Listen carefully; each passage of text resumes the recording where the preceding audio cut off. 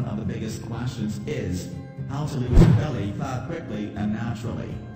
Many people try many things. Some do exercise or some follow diet plan. Some get success or some fail. But today we will share a secret recipe called fat cutter drinks. However, this drink recipe is for weight loss that will help you reach your ideal body weight.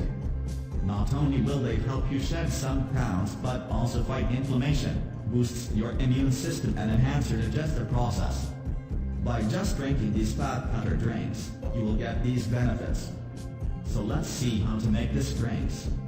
But before we start, don't forget to subscribe and click the bell icon to get new video.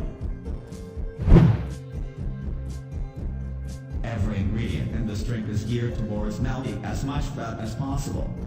It contains green tea, which is super powerful for burning fat.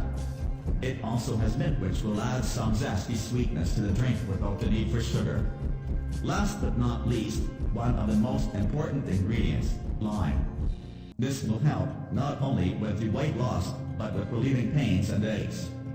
What you will need: 1 lime, 1 green tea bag, 1/4 cup of mint leaves, water.